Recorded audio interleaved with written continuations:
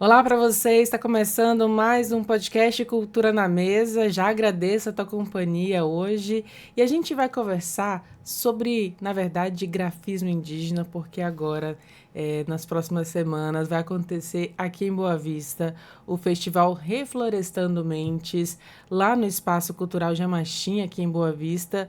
E enfim, quem vai dar mais detalhes, conversar com a gente sobre esse assunto é a organizadora desse evento, uma das organizadoras, Bruna Uhum. Makushi. Seja muito bem-vinda e muito obrigada por ter aceitado o convite. Bom dia a todos, muito obrigada também pelo convite por estar participando para poder falar um pouco desse festival, que ele foi pensado aqui para Maloca Grande, que a gente chama, né, assim, de Maloca Grande, que é o contexto de Boa Vista, que a gente até brinca nos nossos vídeos que Maloca Grande mais conhecida como Boa Vista, porque Boa Vista anteriormente era um território indígena também. Ou seja, que acolhe aqui todos os indígenas que estão na capital e aqueles que amam também a cultura indígena. Exatamente. Ele é um evento voltado para os parentes que estão aqui no contexto urbano, são dos parentes que estão na comunidade, que muitas vezes vêm para cá para poder participar também, e para os caraiuás, que são os não indígenas também que estão na cidade, que têm respeito, que têm curiosidade também muitas vezes de entender um pouco melhor a questão da cosmologia, a espiritualidade. É muito importante porque através disso, através da arte, a gente consegue fazer essa ligação, essa conversa. E aí sim, através disso, né, desses ensinamentos, para o Caraiuá também é uma forma de respeito. Porque vai entender um pouquinho, porque a cosmologia assim, é um mundo, é um universo que ele é muito grande.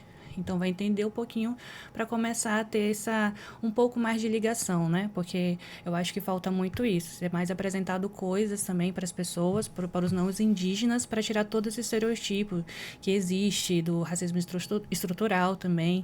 Então a gente vem com esse intuito também de reflorestar pessoas que estão aqui dentro da cidade. E eu achei muito interessante esse nome, né? Como é que Uhum. nasceu essa ideia de trazer esse tema mesmo, Reflorestando Mentes? Eu falo muito sobre isso porque eu sinto muito isso nas minhas oficinas.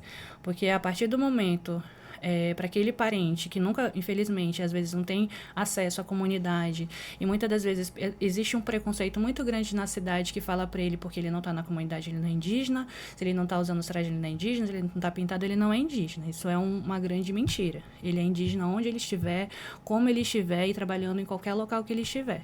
Então, a partir do momento que eu vou ensinando, explicando a cosmologia, os ensinamentos através da pintura corporal, essas pessoas começam a ser reflorestadas. Reflorestadas em que sentido? Que ela, tudo isso, esse preconceito, ele vai cair e um entendimento melhor sobre a cultura vai entrar dentro dela. E eu falo sobre isso nas oficinas, né? Que é o quê? A partir do... Eu estou passando para você. Essa sementinha, ela foi depositada em você. Então, cabe você também entender o que vai fazer. Porque, por exemplo, das situações mais simples. Eu pinto a pessoa e aí muitas vezes, não, é uma tatuagem, não é uma pintura em rena. Eu falei, não. É uma pintura indígena corporal. É um grafismo indígena que tem uma força espiritual, que vai te proteger, que tem um significado em você também. Então, tudo isso é passado. E aí, por exemplo, eu tenho histórias, né, e registro de parentes mais novos que nunca tinham se pintado, nunca tinham entendido, que passaram a se fortalecer e a entender também e se sentir parte disso e hoje em dia estão pintando. E hoje em dia são pessoas que sabem fazer o genipapo, sabem pintar, sabem o significado dos grafismos e continuam reflorescendo outras pessoas. Então vem disso daí, que através da arte a gente consegue levar e incitar muitas pessoas também. Ou seja, aquelas pessoas que se distanciaram por alguma circunstância ou pelo próprio preconceito, como você falou, se distanciaram da sua própria cultura enfim, moram aqui na cidade, mas Uhum. as suas raízes indígenas às vezes ficam esquecidas com o passar dos anos. É nesse sentido mesmo, inclusive? Porque tem toda uma delicadeza também, né? Eu me coloco como exemplo. Como?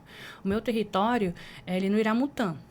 E a minha avó, ela veio do Maturuca e a minha família tem uma parte da família que veio do Urinduque. Pra gente chegar até lá, minha mãe cuidou de 3 filhos sozinha, então assim, era pagar as coisas da minha mãe, pagar as nossas coisas dos 3 filhos, passagem, alimentação, período que vai ficar lá, tudo isso. Então tudo isso tem um valor muito alto que muitas das vezes a gente não tinha nem dinheiro para comer quando era mais novo.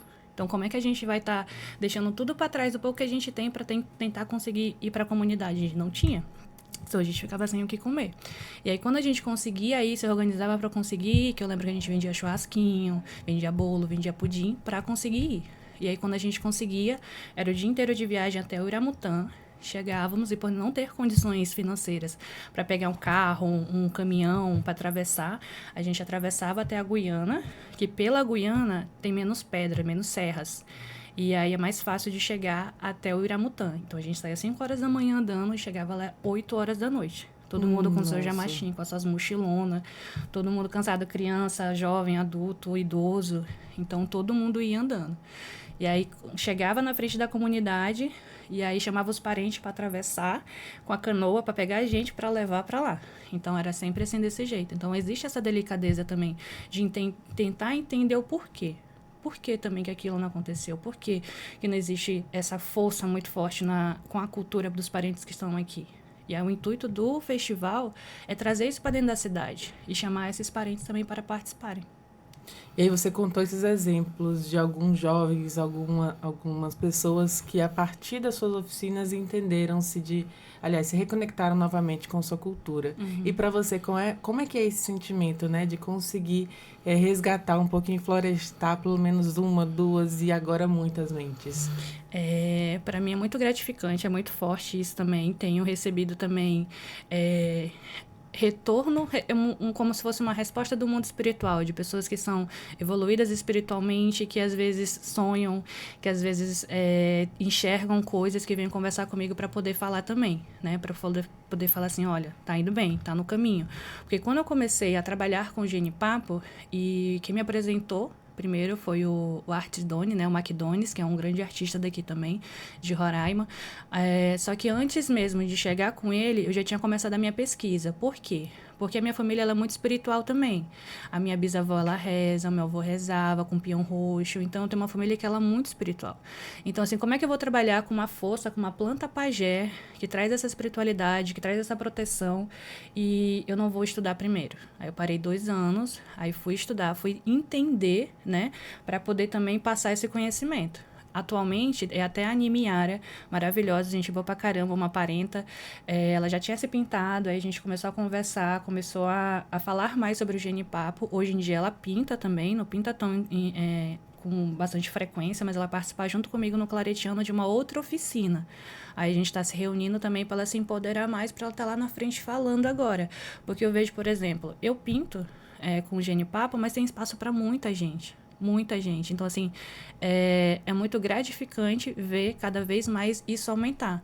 Porque a dúvida dos jovens e do adolescente vem de tudo quanto é jeito. Por exemplo, tem uma parte bem delicada que o pessoal me pergunta, que é a juventude, principalmente. Quando você sofre racismo, o que você faz? O que você fala? Como você se posiciona? Entender sobre esse racismo estrutural que a gente vive até hoje, porque a gente não espera ficar sofrendo racismo, e quando a gente sofre essa violência, a gente fica em choque. Eu já fiquei em choque. Às vezes sem reação. Sem reação, não consegue nem reagir, não consegue nem falar nada. Então, eu passei por essa fase. Até me empoderar, ter um entendimento, ter esse processo de retomada forte em mim, eu sofri muito, eu passei por diversas coisas diferentes. Então, também eu venho conversando, venho explicando, porque a primeira coisa é entender em qual contexto a gente está. Porque, por exemplo, não adianta eu fazer qualquer coisa e minha vida está em risco. Eu não estou no local no qual eu não tenho alguma pessoa para me apoiar. Então, tudo isso é pensado. Entendeu? Então, esse processo ele vem devagarinho, mas ele vem cada vez mais se fortalecendo com outros parentes também que acreditam nisso, que querem fortalecer isso também, além do contexto da comunidade, para o contexto da cidade também. E eu acho que esse conhecimento que você compartilha com essas pessoas, eu acho que é até interessante a gente trazer aqui para essa conversa, a resposta dessa pergunta que você mesma fez, que é o que fazer quando sofre racismo, né? Como se posicionar? Tem alguma orientação, já que a gente pode até repassar aqui? A primeira delas eu sempre coloco veja se você está seguro, né? Se eu estou num contexto que eu não tenho ninguém, que eu estou sozinha, e aí eu entendo que essas pessoas estão sendo muito violentas, e se eu me posicionar de uma maneira muito firme, de uma maneira assim, porque tem muita gente que não está acostumada. Por exemplo, eu já passei em alguns locais e gente batendo na boca. E eu voltei e falei, mas você está fazendo o que aí? Você está pensando que você está fazendo o quê? Não, estou me comunicando. Comunicando com quem? Ah, não, você está pintada, achei que ia me comunicar com você. Eu falei, não, isso é racismo, a gente não está mais em 1500. Se você falar comigo, tiver alguma dúvida, a gente consegue até conversar. Agora, você racista desse jeito, nós não conseguimos conversar. E entender que o racismo, ele é crime. Entendeu? Assim, já houve momentos delicados, já houve momentos de boletim de ocorrência, já houve jovens que eu precisei apoiar também para ir junto ao boletim de ocorrência. Não é fácil, entendeu? Assim, então, depende muito da situação. E para os jovens que estão começando a pintar, eu sempre me coloco à disposição também. Se for necessário, me liga. Onde você estiver, me liga. A gente tenta ver, qualquer coisa eu tiro você de lá, a gente vê qual é o contexto que está também. Porque não adianta militar dessa forma e eu me colocar em perigo e eu perder a vida. Entendeu? Porque eu não vou continuar empoderando pessoas, eu não vou continuar ensinando pessoas. Então, até isso a gente precisa pensar. Em que contexto eu tô? Será que se eu me posicionar aqui eu vou morrer? Entendeu? Então, é extremamente delicado. É muito delicado. E é um assunto muito sensível também. E nós vamos abordar esse assunto também nas nossas rodas de conversa que nós vamos ter no festival. Ou seja, um posicionamento antirracista mesmo e de empoderamento da tradição e da cultura indígena. Exato. Que bacana, Bruna. E assim, é um ensinamento para mim, acho que é um ensinamento para todos que ouvem, né? Toda vez que ouvem você, tive a oportunidade de conversar já com a Bruna recentemente, inclusive aqui no Cultura na Mesa, e naquele dia você contou, né, inclusive um pouquinho da história do genipapo, né, do pajé genipapo, mas eu queria que você relembrasse um pouquinho, para quem não ouviu essa nossa primeira entrevista, explicar o que é, de fato, o genipapo, né, o que ele representa, por que, né, que ele, aliás, usa desse fruto para pintar a pele. Pode contar um pouquinho pra gente? Posso sim. Nós temos dentro da nossa cultura algumas plantas que elas são chamadas de planta pajés. Essas plantas pajés, ela tem alguns trabalhos espirituais com pessoas, por exemplo, os próprios pajés, temos rezadoras também que sabem trabalhar com essa planta, porque é necessário um respeito. Então, desde o momento antes de colher o genipapo, eu já me preparo. Eu não posso estar de luto, eu não posso estar triste, eu tenho que estar feliz para trabalhar com essa planta. Chegando lá, eu preciso entender que tudo tem dono. Então, se tudo tem dono, eu não posso entrar na casa de alguém, fazer todas as bagunças, pegar o que eu quiser e ir embora. Eu preciso chegar lá. Toda vez que eu chego, em silêncio mesmo, eu me apresento, eu falo com quem eu sou, o que eu vou fazer para levar ele, e aí eu vou tirando e colhendo ele. Então, é necessário ter esse entendimento, porque já aconteceu o que a gente chama dentro da comunidade de peia. O que é essa peia ou o espírito roubado? Tem um exemplo que eu gosto de contar sempre, que é uma criança que ela estava brincando com o genipapo, estragou, deixou todas as folhas caídas e ele adormeceu. Aí, do que ele adormeceu no pé desse genipapo, encontraram ele adormecido e levaram até o pajé. O pajé fez as pajelanças com ele, e aí ele foi levado até esse mundo espiritual que os pajés têm uma facilidade muito grande para ir. E ele encontrou, muito bonito, eu acho, que aí foi a primeira conexão feminina que eu escutei, né, aqui em território. Que foi uma grande mulher dos cabelos longos e pretos da cor do genipapo que veio falar com ele, meio que veio puxar a orelha dele, por que ele está fazendo isso sem orientação? Por que não estão ensinando como é que se deve tratar e trabalhar comigo através do ensinamento dos mais velhos? Por que isso não está sendo passado? Né? Porque tem essa questão da conexão espiritual também, que vem através de sonho, vem através das pagelanças, vem através da medicina também, que a gente consegue fazer essa conexão. Então, ela é muito importante saber esse processo de todo respeito com o genipapo para justamente isso não acontecer. Então, por exemplo, dessa história que eu tenho várias outras de peia, de espírito roubado, da minha própria família, da minha avó, quando era mais nova, também já teve espírito roubado, então é uma coisa que a gente precisa ter um cuidado, né? Essa questão da espiritualidade. Entender isso para poder trabalhar com essa planta pajé também. E aí o genipapo, ele é muito forte. Ele marca a nossa pele e protege o nosso espírito. Ele marca a nossa pele porque, por exemplo, quando o outro me enxerga, e ele enxerga, e às vezes nem uma pessoa que a gente, por exemplo, não gosta, ou a gente acha que aquela pessoa tem uma energia ruim, às vezes é uma pessoa que a gente ama, e essa pessoa que a gente ama, ela não tá bem. E aí ela acaba se sentindo confortável com a gente, por a gente sentir aquele amor, ela acaba passando pra gente essa energia mais pesada, que a gente conhece mais como o quebranto, né? O quebrante. Fica cansado, meio febril, assim, fica meio ruim. Então, o genipapo, ele não vai deixar isso passar pro espírito. Ele vai parar ali. E conforme ele for sendo lavado, conforme ele for sendo retirado também, vai saindo todas essas energias mais pesadas e ruins. E cada grafismo também tem o seu significado. Temos os grafismos mais antigos, temos os grafismos contemporâneos também, que é da parte de criação de uma juventude que vem tendo essa conexão ancestral também, que muita coisa vem sendo falada em sonho. Ontem mesmo teve um depoimento de uma parenta lá da Raposa, que ela falou assim, não, eu sonhei esse grafismo significa vento. E a gente consegue enxergar o vento ali naquele grafismo no qual ela sonhou e estava reproduzindo depois. Entendeu? Então, existe toda essa ligação também. Então, uma jovem. Uma jovem, muito jovem. Lá da Raposa 1, inclusive. Foi até a Daya que contou essa história pra gente. Então, existe um cuidado muito grande para trabalhar com essa planta pajé. E a gente vem, através das oficinas, ensinando isso daí também. Porque uma coisa muito importante é entender. Entender quando não se deve, quando deve, principalmente quais são os grafismos que não me cabem. Eu não posso, por exemplo, existe um grafismo muito bonito do Enoch Taurepang, que ele representa resistência, resiliência e força espiritual, que foi um grafismo que ele criou na universidade, no período que ele estudava, que ele passou muito racismo. E aí ele criou e acabou virando um grafismo do movimento indígena de Roraima, então cresceu muito. Então, esse grafismo específico eu pinto só nos parentes que são do movimento indígena. Por exemplo, isso para cá pra gente. Mas tem povos, por exemplo, como do Mato Grosso também, outros parentes de lá, os Curabacairi, eles têm já catalogado 37 grafismos do que é para pajé, do que é para mulher, do que é para criança, do que é para homem, do que é para guerreiro. Ele tem já bem definido também isso daí, da questão dos grafismos. Que não pode realmente utilizar dessa tinta de proteção, que é a tinta do genipapo, né? Do pajé, genipapo, em qualquer situação, em qualquer pessoa. Exatamente. Até tem que ver também como é que tá essa pessoa para receber. Porque eu já ouvi histórias também, por exemplo, de uma pessoa estar de luto, né?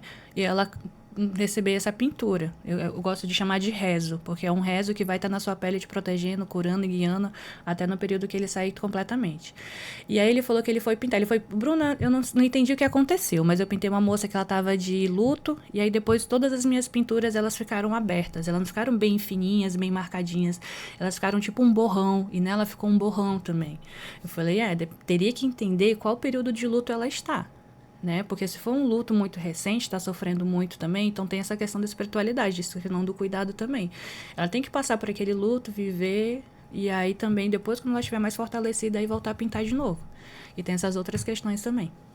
Ou seja, é muito profunda essa conexão, mas você falou anteriormente, um ponto que me chamou muita atenção, que é justamente o sonho dessa criança que não foi ensinada pelos mais antigos. E aí, essa mulher que apareceu em sonho, né, que é essa espiritualidade, ela fala, né, então, por que não estão repassando esse conhecimento, ensinando a respeitar, ensinando a cuidar, de fato, essa é a palavra, né, de uma tradição indígena. Então, hoje, por exemplo, você, enquanto uma mulher indígena que já absorveu esse conhecimento e esse empoderamento, e outras pessoas também mais antigas, hoje entende-se, então, quanto missão mesmo, repassar esse conhecimento para os mais novos, para que a próxima geração não cometa erros em relação à sua conexão com o mundo espiritual indígena?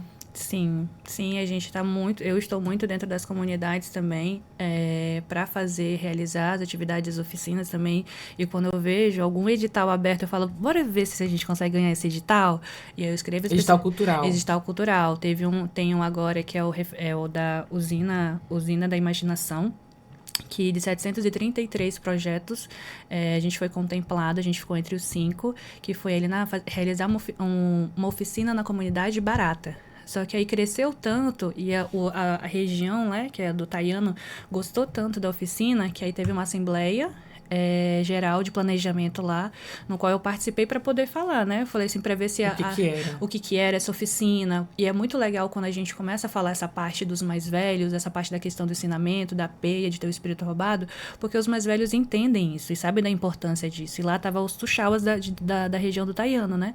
Então, assim, e é muito legal quando você começa a falar, explicar, e os mais velhos estão assim.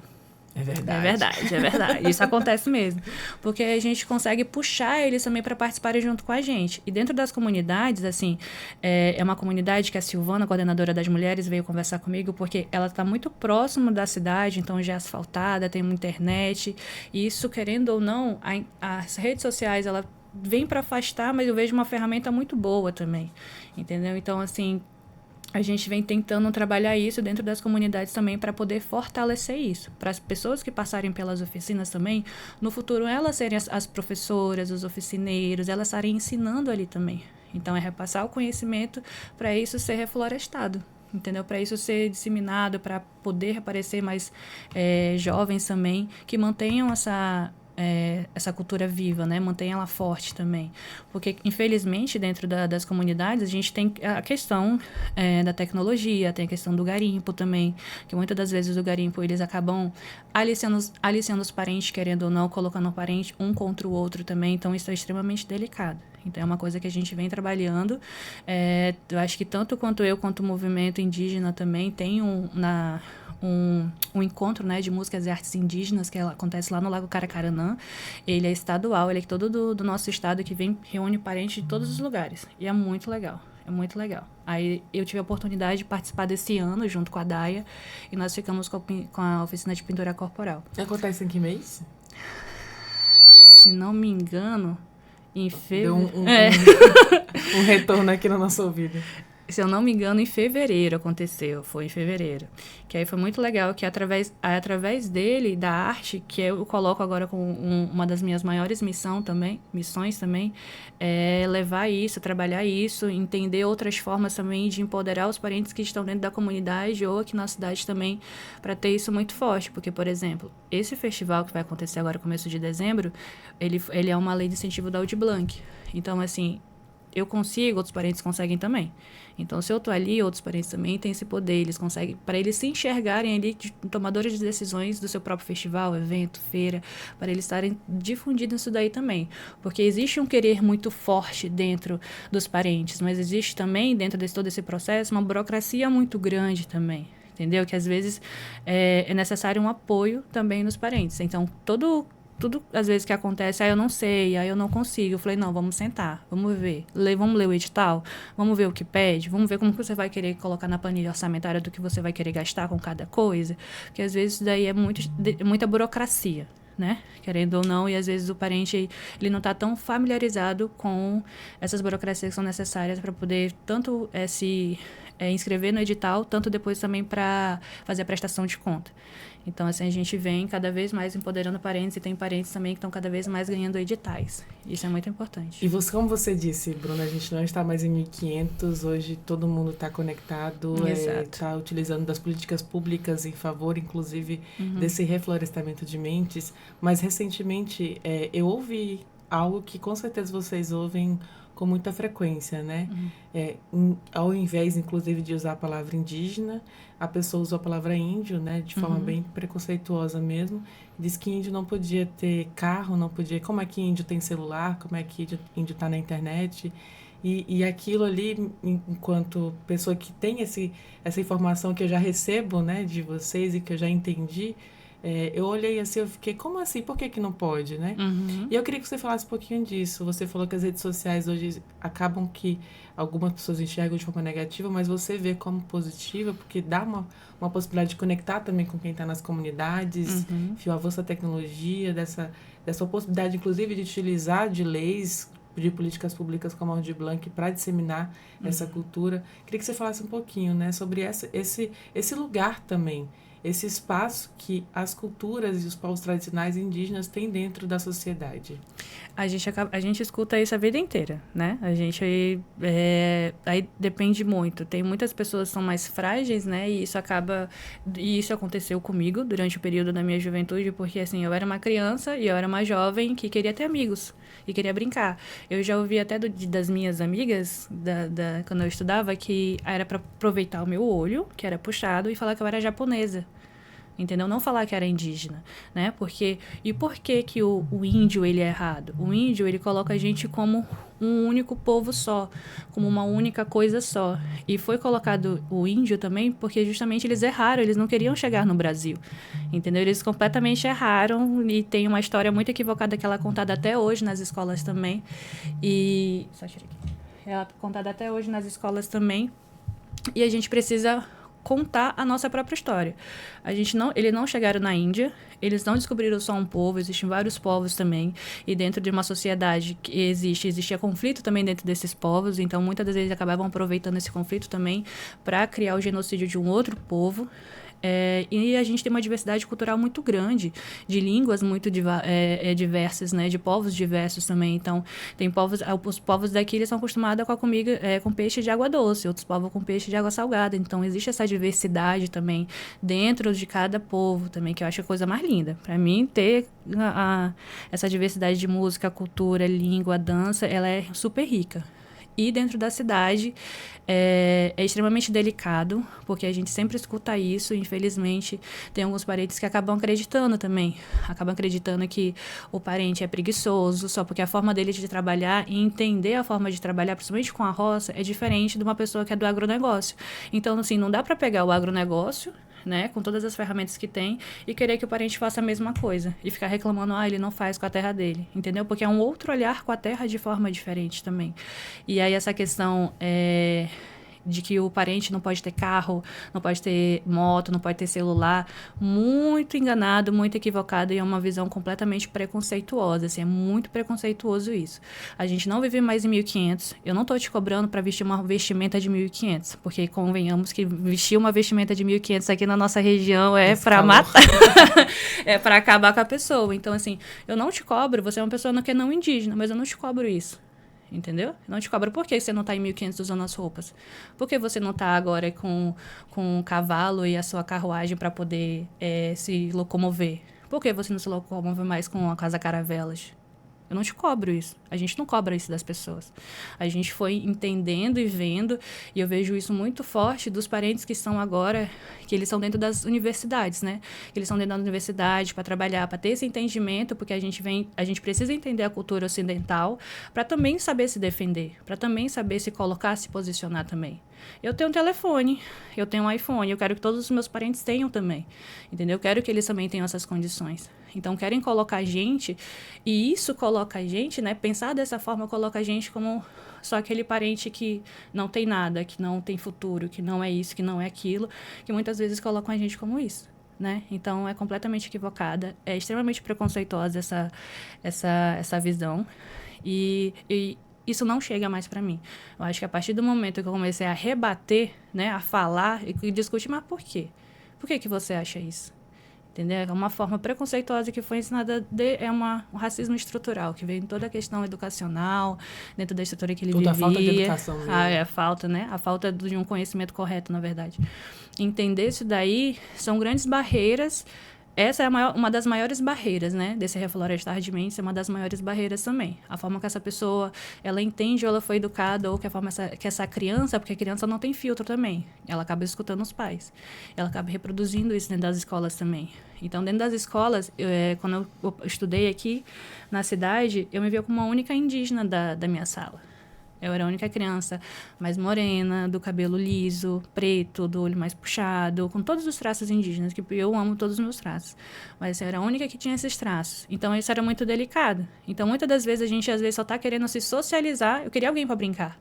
Entendeu? Não importava se aquela pessoa era negra, era branca, era indígena, eu queria brincar. Eu era uma criança querendo socializar.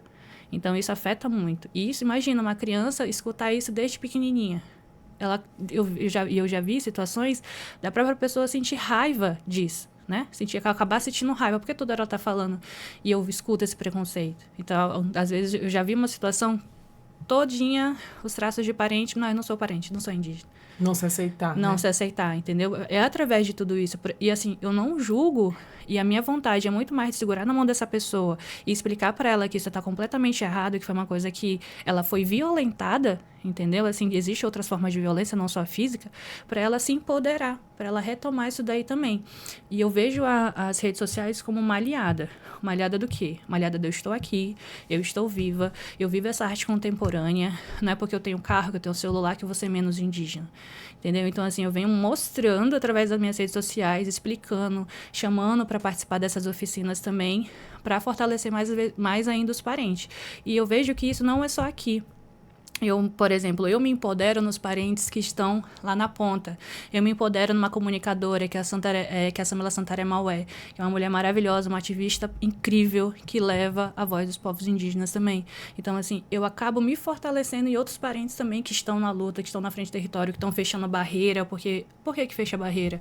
Porque não é escutado, que não é colocado na mesa para debater. Quais são as suas reivindicações? Por que vocês estão fazendo isso? Muitas vezes não são escutados. Aí, mas quando fecha a barreira, aí todo mundo fica. Né? O que está acontecendo? Agora vamos tirar ele de... agora vamos ouvir para tentar entender. Que é muitas das vezes isso que acontece. Aqui no nosso estado, tem um documentário Neta dos Encantados, que saiu esse ano, que mesmo sendo atual, tem uma cena violentíssima dentro desse documentário, que é muito pesada, que é uma mãe, ela está no chão, dentro da comunidade, com os filhos, e tem 2 caminhonetes fora, e o pessoal está atirando dentro da casa. E elas gritando, não atira, tem criança aqui dentro, tem mulher aqui dentro. Então, isso aconteceu, não tem o quê? Menos de 2 anos?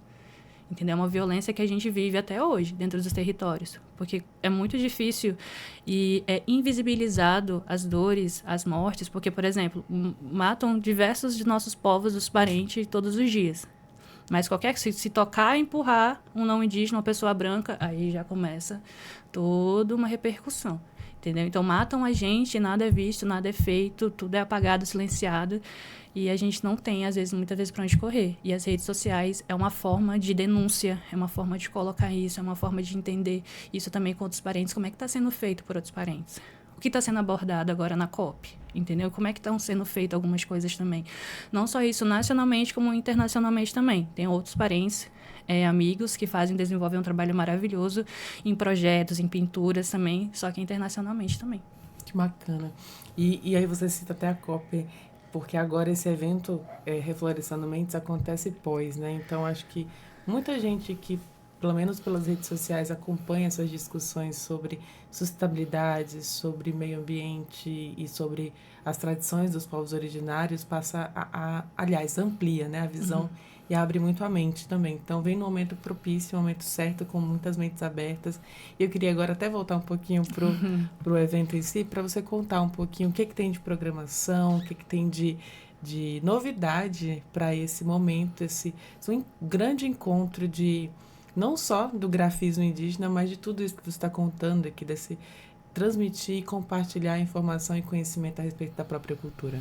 Tá, eu tenho muita coisa no evento, tá a coisa mais linda cada dia, mas assim, tô muito ansiosa já para chegar o dia e executar tudo, porque nós iniciamos com 3 oficinas, vai acontecer lá no Espaço Jamachim, que fica ali no Operário, e o Espaço Jamachim já é um local de encontro também. E aí ontem, conversando com a proprietária do local, a Daia, surgiu mais outras oficinas também. Então, teremos, por exemplo, 3 oficinas que serão gratuitas e outras 3 oficinas que serão pagas também, justamente porque são parentes, são outros artistas também que querem chegar para apoiar, que querem colaborar também. Só que, por exemplo, eu não consigo cobrir eles, né? Eu não consigo contemplá-los com a lei, né? Exatamente. E aí eles querem fazer a oficina também. Então, lá no Espaço Jamachim, então, teremos ao total de 6 oficinas. E como o tema principal é o grafismo indígena, né, a pintura é o grafismo em si, aqui dentro da cidade, nós teremos uma mesa, né, uma mesa de abertura com algumas pessoas relevantes da cultura indígena daqui também, e depois os oficineiros vão entrar também para poder abordar sobre esses pontos, falar da cosmologia, falar sobre a parte das pinturas rupestres, que são muito antigas, essa parte mais acadêmica também, né, vamos abordar um pouco referente sobre esse racismo estrutural, às vezes tentar abordar, é sempre muito pesado falar sobre isso, mas eu acho uma fala muito necessária também, entendeu? Então, às vezes entender o que às vezes eles vão enfrentar mais lá na frente também, que não é uma coisa simples, não é uma coisa que, por exemplo, não é que eu não enfrente... Todo mundo acha muito bonito eu estar pintada, mas, assim, eu enfrento muito racismo ainda dentro da cidade. Então, muito, não é pouco, não. É muito aqui dentro de Boa Vista. Mas a gente vem também tentando abordar isso daí para eles também saberem que eles não estão errados, que eles não deixarem de se pintar ou de viver a cultura por eles estar vivendo isso também. Isso sempre vai acontecer. Assim, já tive aqui, já tive fora do Brasil, já tive em outros estados, acontece em todo lugar. em todo lugar, mas eu não vou deixar de viver a minha cultura.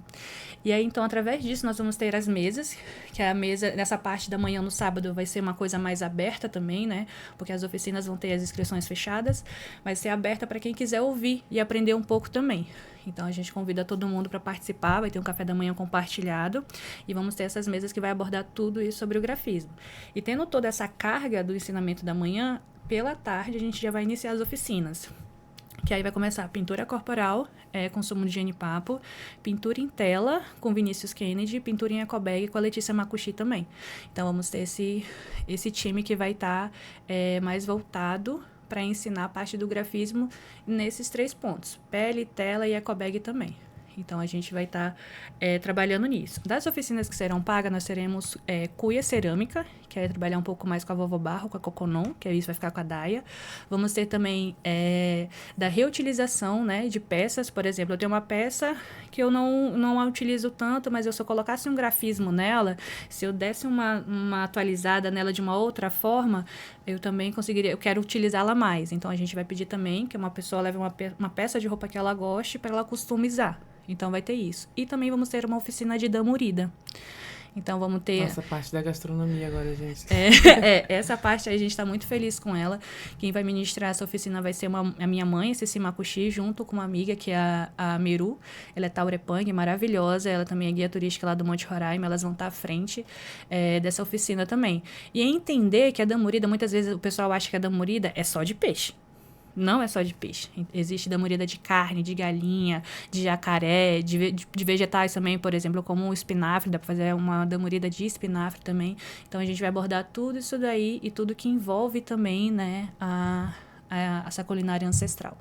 Então, teremos ao total de 6 oficinas dentro da do nosso festival.